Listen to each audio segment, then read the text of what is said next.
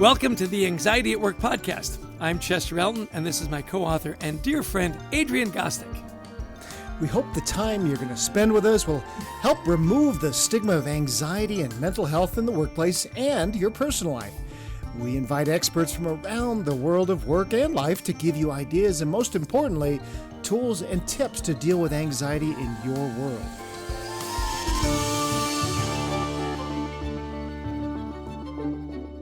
And our guest today is our new and good friend, Nabeela Ixtabalan, who leads people and corporate affairs for Walmart Canada. And Adrian and I both grew up in Canada, so this is going to be great fun. The company has 100,000 associates nationwide. When she was introduced at the company, she described herself as a recovering workaholic. We're going to be asking you about that a little later, Nabeela. And before joining Walmart, Nabeela was the global head of digital transformation for IKEA, a district manager and then talent acquisition manager at Starbucks, and earned a master's degree in organizational behavior from the University of Texas. Go Longhorns. Nabeela, we welcome you to our humble podcast. Delighted to have you here.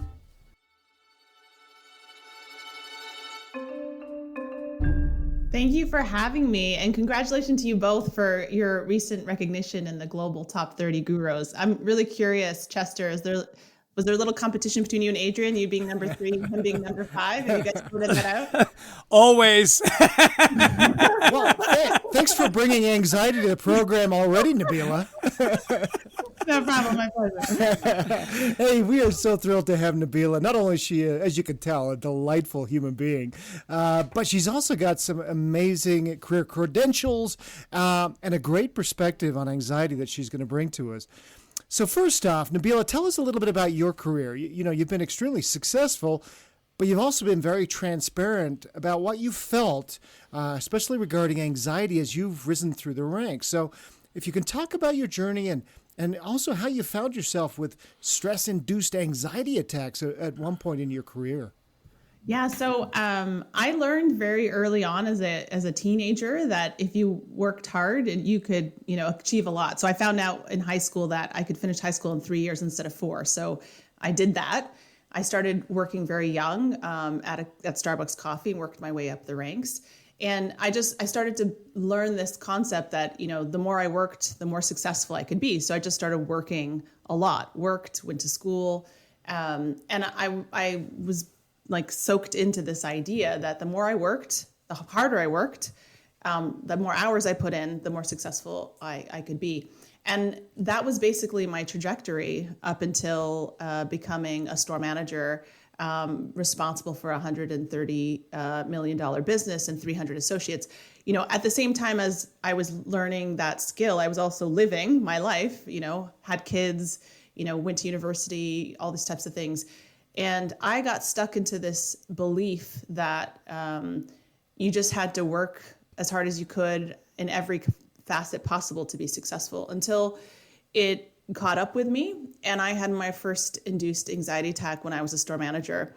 I was also a recent mom. So I had just had my daughter and I was struggling with postpartum depression in silence. And I was a high functioning, individual. I had stress-induced anxiety, postpartum depression, but when I went to work every day, you wouldn't have known, right? And I think that's one of the challenges with anxiety is that you learn how to manage it and you learn how to hide it. In the case of my story, I always had amazing leaders. I had an amazing work culture. Starbucks and IKEA are very people-centered, purpose-driven organizations that really care for their people, and that's the culture that I experienced. My challenge was that I was stuck in the stereotype that I believed and what I had learned as a teenager, that this was just the way it was supposed to be. You're supposed to work hard and you're supposed to hustle, and if that means you have to work 20 hours a week, and if that means you have to compromise, different aspects of your life, that's what it took to be successful. And for a large part of my early career, that worked. So I think that was a belief I had built based on what I believed to be true in society, but also what had worked for me until I had my first anxiety attack. And then I really had to start to face the life I had created. which is basically working 20 hours a week between, home and my professional career. And it was making me sick.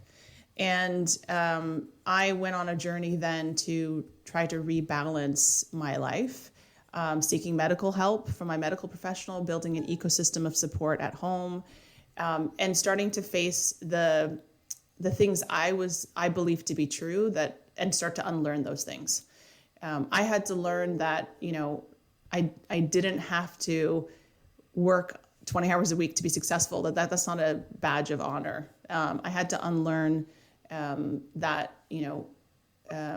my mental health and my physical well-being, required more time from me than other things. So it was a long journey for myself personally. And I think the other part of it is I didn't speak openly about it until I came to Walmart. Even through that journey personally, I wasn't open about it until this year. It was a very conscious decision for me to start talking openly about it, because I wanted to contribute to changing the narrative around it. It's so interesting. You talk about 20 hours a week. I mean, that's 20 hours a week on top of everything else you were doing, right? 20 hours a day. No, 20 hours a day. Yeah. See, Chester works 20 hours a week. You're talking about 20 hours a day. I was sleeping 4 hours a night. I was working full time, had kids going to school. In my early career, I worked and went to school at night. And then even when I got my bachelor's and I was working at a very successful role, I still felt I needed to do more. So I went in for my MBA. So I had 2 kids under 5, working full time, going to get my MBA. And I think this is just a belief I had, that you had to hustle and burn the candle on both ends to make it. Isn't it interesting? We've talked to so many executives that say it was a badge of honor. Yes. That I could get by with only 4 hours sleep. I am Superman. I'm Superwoman, Exactly. And yet there's nothing more detrimental than doing that. Well, so it's interesting. So you say you didn't really talk about it until you got to Walmart Canada. And yet you were in very supportive cultures at IKEA Yes. and Starbucks. You were still afraid to speak up. It still was hard for you to. So what advice would you give managers or give employees to make it easier for them to cross the Rubicon, to talk about it? Yeah. For me, I had built this brand that I could do anything. Right. I'd take the hardest jobs. I would travel the most complex problems. People came to me for some of those things. So I'd actually built my brand on this persona that I had created over my career. And it was really intimidating to break that persona and break that personal brand image for myself, even in that really supportive culture. So, my advice for everyone today is, make well-being and self-care and self-compassion part of your personal brand from the beginning. I think incorporate, self-care and self-compassion and well-being into your brand. And so you're never having to choose between your own personal well-being and self-care and your career and profession. But I think for myself, and I think for many senior leaders today, that concept wasn't even part of our thought process. I mean, 10 years ago, 15 years ago, no one was having this conversation. Right. And you just never considered self-care and compassion and well-being as part of your brand as a leader. That's why I love that you're talking about it now. We're, one of the senior leaders of Walmart Canada, 100,000 associates, and you're bringing this up. So we love it when guests give us some practical tips to deal with stress. Can you help us understand the things that you do each day, Nabeela, to really maintain your mental health in a very still stressful job? Yeah. So when I started on my journey of acknowledging that the way I was living and working was making me sick, I started to identify the things that I needed to protect my mental health and well-being. And over many years, I built what I call my baseline. And I published my baseline on World Mental Health Day on LinkedIn. And again, first time ever kind of sharing this. What's in my baseline, it's not rocket science, but it's the things I must do. And I've learned over time that I need to protect my personal well-being. And if I compromise on these things, I will very likely have an anxiety attack. I've done this enough to know that's what happens. So, what's on my baseline? So first of all, it's my spiritual health. My faith is a big part of my well-being. So protecting the time I need to fulfill my religious practices and devotional practices. I must exercise at least 3 times a week. I'm at a rate now where I'm exercising much more than that, but that's the minimum I must do. I must eat all my meals. I think, again, it's as simple as that, but I was in a reality where many people skip lunch, many people skip breakfast, and they're not really getting the nutrition they need. Sleep, of course, is critical. If I don't get 7 hours consistently, I know that affects my well-being and my body. And then, simple things as well, like as protecting time to do the things that I love that aren't work related or aren't chores. I think, again, this is the thing about well-being is that it's so multidimensional. It's not just about work, but it's also about how we live, right? I love reading. I love writing. I dedicate an hour on Sundays for one of those 2 things that just for myself personally. Having breakfast and dinner with my kids, which when I was traveling 70% of the time, 50% of the time was a treat. Now I can do that more consistently. Getting outside once a week. And then I would say also on my baseline is limiting my exposure to negative news and media. I have canceled and deleted many apps, many news feeds. I really pay attention to what I pay attention to. And you talk about this in your book about the effects of social media and other implications. And this is significant for me. So I'm very critical about what I pay attention to. And then I take all my vacation without exception, every single day of it. Again, I remember a time where I would feel nervous about asking for 2 weeks off in a row. And now I will take all of my time off to rest and recharge. And so that's my baseline. So it's a list. I have it up in my office. I have it in multiple places. And I will, at the end of every week, look at that list and ask myself, have I compromised more than 2 of these things this week? And I know there's going to be weeks where I can't maintain everything on that list. But if I, so I give myself two that I can potentially compromise. But if I've compromised 2 things on the list for 4 weeks in a row, then it's a full stop. Then something fundamental needs to change. I either need to reset something in my personal life, or I need to go to my leader or my colleagues, reset something in my professional life. But that's my maximum, time that I'll allow myself to compromise my baseline. And then that's how I use it in a very binary, qualitative and quantitative way. And I love that you published it on LinkedIn, because now the people that work with and for you, they know that is your baseline. We often say, look, the way a leader acts gives everybody else permission to do the same. Have you gotten feedback from your people that publishing that is liberating them? Yeah, absolutely. And I've had many people on my team since I published have done their own baseline and shared their baseline with the rest of the team. Many members of the Canadian leadership team, executive team have also done their baseline and shared their baseline with their family and friends and shared it with their team. So we're all in this, practice now of saying, what are the things I must protect to take care of myself so I can take care of others? And so it's become a practice across the organization. It's interesting, as we look at your bio and your responsibilities, I keep coming back to this.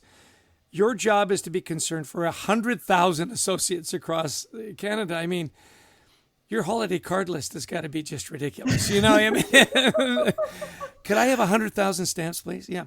So help us understand, because you've shared with us on several occasions that mental health, well-being, anxiety is the number one issue for Walmart Canada. So what are some of the initiatives that you're sharing with associates? What are you doing? The baseline stuff to me seems very personal. Officially, what are you going out to your associates and saying, look, you've got to get a handle on this, and we're here to help? Absolutely. So we have identified well-being and wellness as a strategic priority, across Walmart Canada. And I think what's really important is the starting of our belief. We don't believe there's a trade-off between well-being and productivity. We actually believe that well-being is a catalyst for growth. And again, you guys talk about this in your book, which is wonderful, which is, I think a lot of people are still trying to wrap their heads around, why is this a business imperative? And it is. We know that when our associates are healthier and happier, that they're more productive. And you guys give great examples of that in your book. But at the beginning of the pandemic, of course, everyone was focused on the urgent and making sure that our associates had the health and safety precautions in place to be able to take care of themselves and serve our customers. But once we got, kind of past those initial kind of steps in securing the safety of the operation, it was really about how do we give access to our associates for mental health and medical health in this pandemic environment, because we knew people were less likely to see their medical professional or go to a clinic. So we launched telehealth benefits to all 100,000 associates right after the onset of the pandemic. And then it was really about educating our leaders. I think we talk a lot about normalizing this conversation, and we're doing many things to do that. But and you guys talk about this in your book as well, is that leaders need to know what to do when a person approaches them and says, I'm struggling with burnout or I'm struggling with anxiety. So it's not just good enough to listen. You need to know how to act and support. And it's not good enough, either to just send people to an employee assistance program and to a third party to help them. It really is about how to have that conversation with wise compassion and being able to direct an associate to support them in the things that matter. So lots of focus on educating our leaders around the signs of burnout, the signs of mental health, the signs of mental illness. And then even through that, we were seeing leaders telling us that they're dealing with stressors and associates who are approaching them at a rate that they've never seen before, because the effects of the pandemic and other factors is just exacerbating a lot of existing challenges. And we need to do more. So we then partnered with Thrive Global to bring the Thrive ZP app to all 100,000 associates and really launch a challenge across the organization to increase education and awareness and action around well-being. We started with the executive leadership team 2 months prior to launching it across the organization, and really to give ourselves a bit of runway to lead by example. And then we cascaded it across the entire organization. We've also incentivized our associates to participate in the challenge. So, and every time an associate, takes a micro step to improve their well-being, they're entered in to win prizes and cash bonuses as well. So giving them a little bit of more incentive to participate. I think another really important step is leaders speaking up and telling their stories. And you said it, Chester, the more leaders who share their personal stories, it gives the culture permission and the room for others to do the same. The other really big, I think, meaningful initiative for HR practitioners out there or other leaders that are listening is we're completely changing the way we think about well-being internally. It used to be this, subset of total rewards. We're converging a cross-functional group of people between HR, health and safety, compliance, operations, and we've converged them together to take a completely holistic cross-functional look at well-being from a much broader perspective, physical, mental, social, and so forth and so on. So lots of activity. Yeah, it's interesting, Adrian. I am so impressed. I mean, we talked to a lot of companies. Obviously, we did a lot of interviews for the book. This is the most comprehensive plan I think we have ever heard. The focus on, frontline employees and leaders being vulnerable and telling their stories along with incentives. I mean, you take a micro step, you win a prize. I mean, how great is that, right? Yeah, and I think that's it. This is a long-term strategic priority, because we believe that well-being and wellness is a catalyst for growth.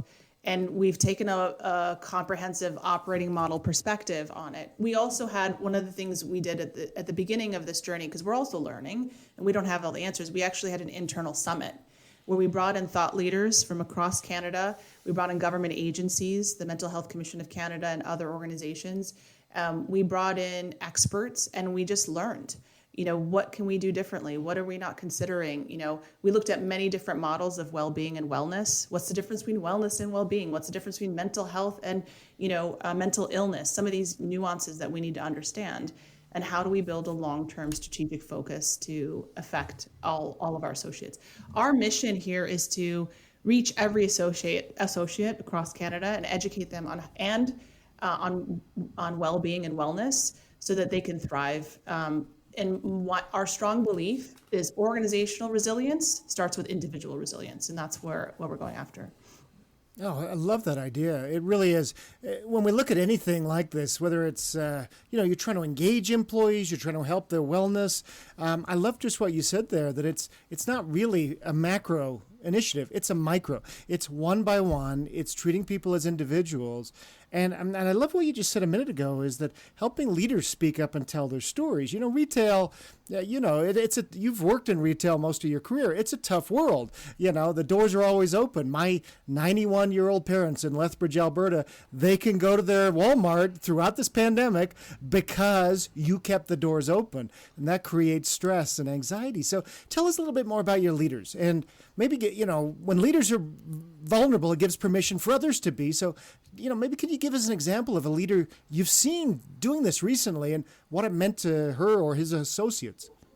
Yeah, so like I said, we started at the top with the executive leadership team, the CEO, and all of the C-suite, and then moving down through the organization. And at every part of this journey, we've shared each other's stories. I started with sharing my story. Our CEO, Walmart Canada, Ohio, shared his story. Our general counsel shared her story. And then we just cascaded it down. We had have an annual meeting where we invited over 2,300 leaders across the company.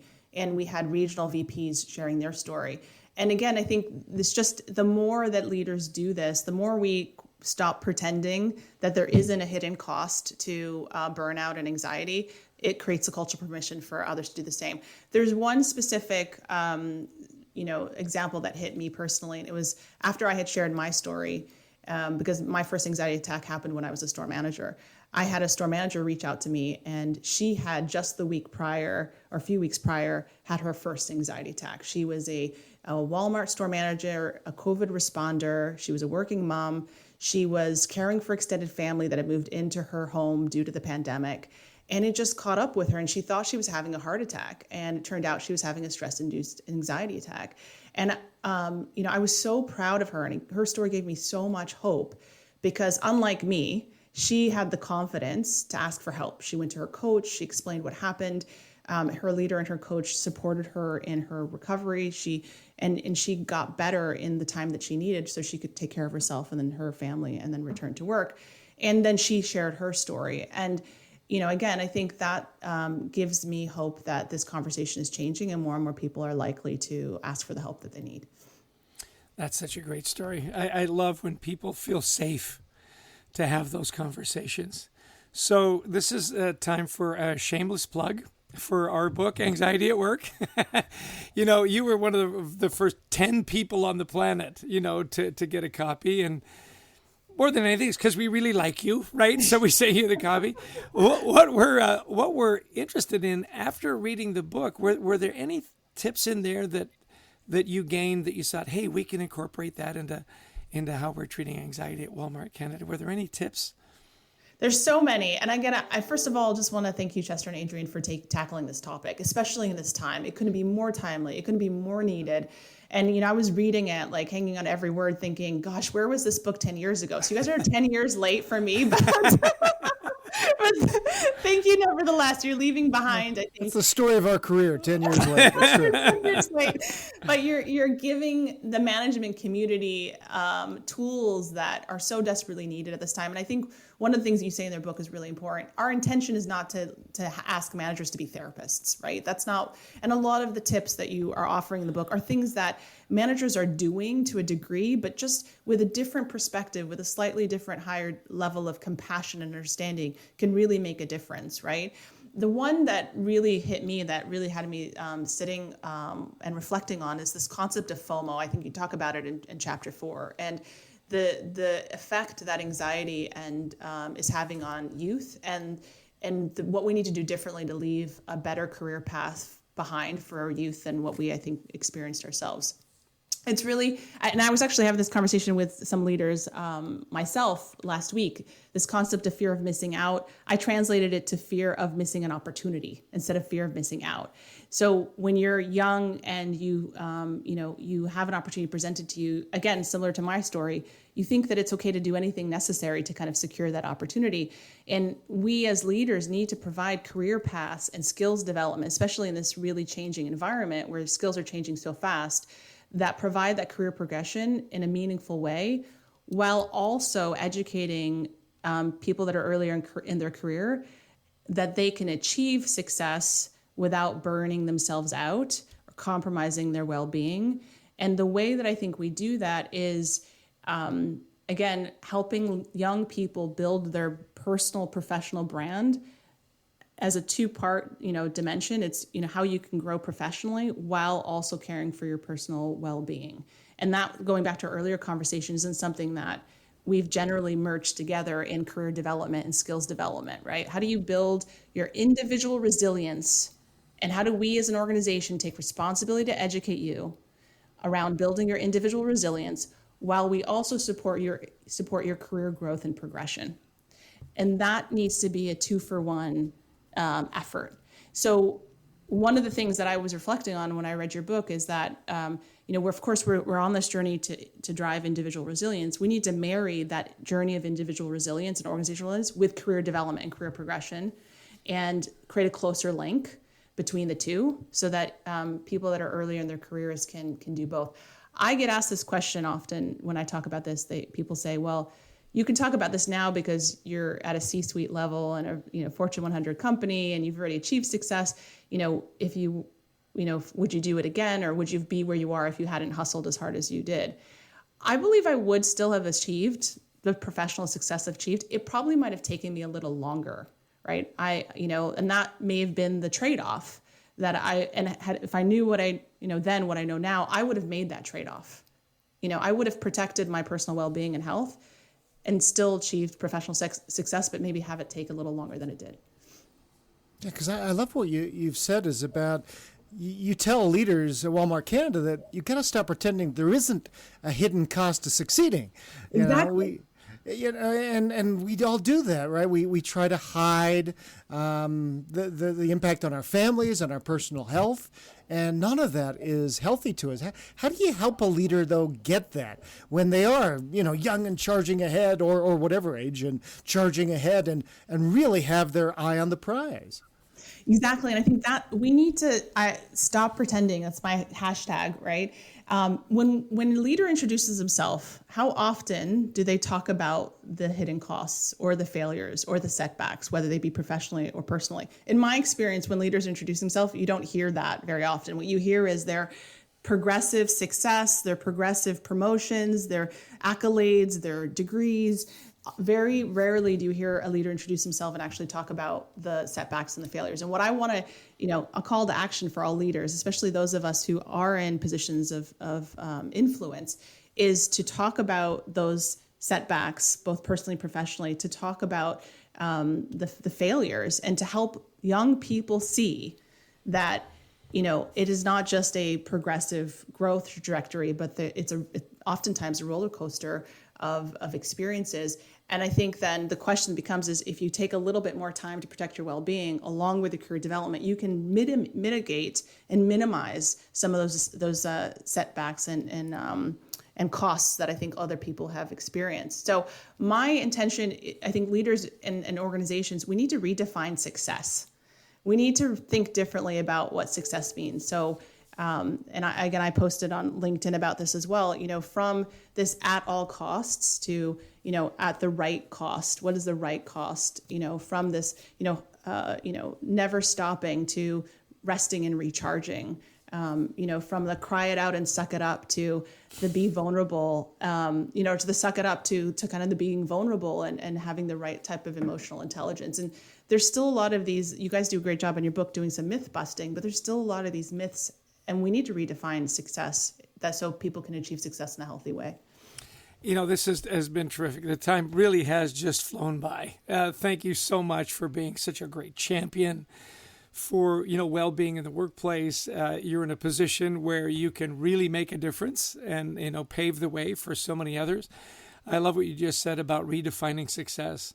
It isn't all about the accolades and the titles. It's also about taking care of yourself, taking care of your family and your well-being. So, as we wrap up, what are some of your last thoughts? I'm sure that, there's something we didn't cover that's in the back of your brain.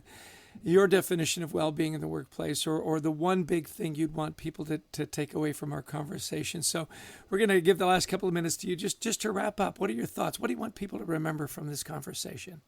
Yeah, I think for me, this is a movement, right? And your book and your work is a contribution to the movement. We talk about changing the narrative, but I want us to elevate this to, this is a movement. I kind of think about this similar to the movement that society and organizations have gone on when it comes to sustainability and ESG. We had a movement around sustainability and ESG where we started with the business case and the why, and the companies started talking about their personal responsibility, and then we had a similar conversation around diversity, equality, inclusion, right? Again, this is a movement. We had to talk about the business case and the why it's good for business, and then now it's about social responsibility and how do we all collectively move in that direction. Well-being and redefining success and creating a generation of people who can be professionally successful while caring for their well-being and their health is a movement. And it's an individual movement, and you talk about that in your book as well. It's a societal movement. And it's an organizational movement. And we need to activate all three pillars to create another generation of work that where people can truly thrive, be professionally successful while also protecting their personal health and well-being. And I really want to challenge individuals, organizations, and society to partake in that conversation and that movement. Well, Nabeela, this has just been so amazing. A couple of minutes ago, I was thinking, oh my gosh, we probably need some more questions for Nabeela, because what's it only been like 10 minutes? I look up at the clock and 30 minutes had flown by. So I don't know we've ever had one where the time has just gone this fast for us. So thank you so much. This has been just packed with information, helpful. I could see people listening to this over and over again. So thank you so much, Nabeela, for coming on and for all you're doing for all those in your care at Walmart Canada. This has just been terrific. Yeah, thank you so much, Adrian. You bet, and thanks for including us in the movement. Trying to make a difference. We're honored when we come across executives like you, and especially when you're living up in Canada, eh? I mean, we just, we love that, go Canada, go. So listen, if there's anything we can ever do, to be of service to you and your people, when you make the call, there's only going to be one answer, and it's going to be yes. So thank you so much for your time today. Thank you so much. Take care. So, Adrian, I mean, just another delightful guest with, information packed, tips and ideas. Her personal story is so compelling. Tell me, what were some of your big takeaways? Oh my gosh, yeah, and I've got pages of notes here because this really was very powerful. Senior leader, it's a hard job. You're in retail. You're leading folks at Walmart, and there's a lot of challenges with a company that had to keep rolling through the pandemic. Though you've got a lot of people working remotely, sort of head office people, but you got lots of people going in. And so, but I just first off loved her story and how vulnerable she is herself as she introduced herself to everybody at Walmart, and just being very clear and to saying to people with anxiety, you learn how to hide it. And as a teenager, she was told, you just plow through stuff. That's what you're supposed to do. And she says, I had to unlearn bad habits. My brand became, I need to take care of my mental health as much as I need to take care of my work. Yeah, this idea that, and we've heard this time and again, right? You would never know when I showed up to work all the stuff that was churning. And I love when she said I needed to rebalance my life. That was the big key. Now, what I love about Walmart is they're saying there doesn't have to be a trade-off between well-being and growth. In fact, the more that we look at it, employee well-being is a key component of growth. So it's not either or, it's either and. Yeah. I love that. Yes, she said well-being is the catalyst for growth for Walmart Canada. And again, we don't know what Walmart in other parts of the world are doing. We just know that this is a very key initiative for Walmart Canada. And the fact that she's saying, look, first and foremost, we've got to educate our leaders. Are we looking for signs of burnout or other mental distress? Are we compassionate and empathetic when people approach us with problems? Are leaders being encouraged to speak up and tell their stories? I love it that she says, our CEO did, our general counsel. When you can get the lawyer to admit that she's had some mental strain, then you got a pretty good culture. Yeah, I do love, too, that she says you got to normalize the conversation. And you have to lead by example. I love when she says, look, I take all my vacation days. And everybody knows I take all my vacation days. I thought it was really interesting because she sort of said what people were thinking out loud. Well, easy for you now. You're in the C-suite. Had you not made all those sacrifices, would you have gone there? And when she said, if I had known then what I know now, yeah, it may have taken me a little longer and I would have made that trade. I would have made that deal. And I think that's such an important message that even if it takes you a little longer, it's a better journey. It's a safer journey. It's a more healthy journey. Yeah, and I love it when unfortunately, those who are listening in didn't get to see, but Nabeela, when she was talking about her vacation, just had a twinkle in her eye. It was really fun just to see the passion for something outside of work, even though you can just tell she loves her work. And I love that she talks to her managers about this idea of FOMO that she got from our book, Leading with Anxiety at Work. She said, this idea is not just fear of missing out, it's fear of missing an opportunity. Exactly. And that's what we're all freaking out about, right? Is if I don't act like I'm 100% every day, if I don't act like I'm indestructible, I might miss out on the next promotion, the next opportunity. And this is where it really often does start at the top, is you have to create a culture where, as she said, we talk about our setbacks, our failures. We talk about how individually I protect my well-being and that we're going to redefine success in a healthy way.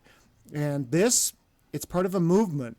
We are just starting to ride the beginning of the wave of this, and we better get on board or we're going to be left behind. Right. That organizational resilience starts with individual resilience was one of my big takeaways. By the way, I was glad we cleared up that 20 hours thing. For those listening, Adrian was kidding me that I work only 20 hours a week. He knows there's no way I'm working 20 hours a week. It's a lot less than that. Well, there was that one week, when you had to. Yeah. I think one week I did hit 21, and that to me was I needed to cut back. That was too much. Yeah. Exactly. Well, listen, to all our listeners, thank you so much for your time, for promoting this idea, being a part of the movement. We'd like to thank Brent Klein, our amazing producer, Christy Lawrence, who helps to find us all these amazing guests, for all of you who give us your time and listen in. Right, Adrian?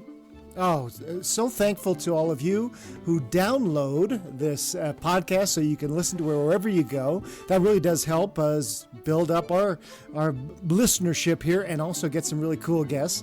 We'd love you to join our online community, WeThriveTogether.global, where we're creating a safe place to talk about anxiety and mental health at work. And please pick up a copy of our new book, Anxiety at Work, available from Harper Business. And for all these great tips, again, thanks to Nabeela and her wonderful attitude and the movement there. And hey, I don't know about you, Adrian. Makes me want to shop Walmart Canada for sure. No doubt about it. Right. All right. Thanks, everybody. Have a great week.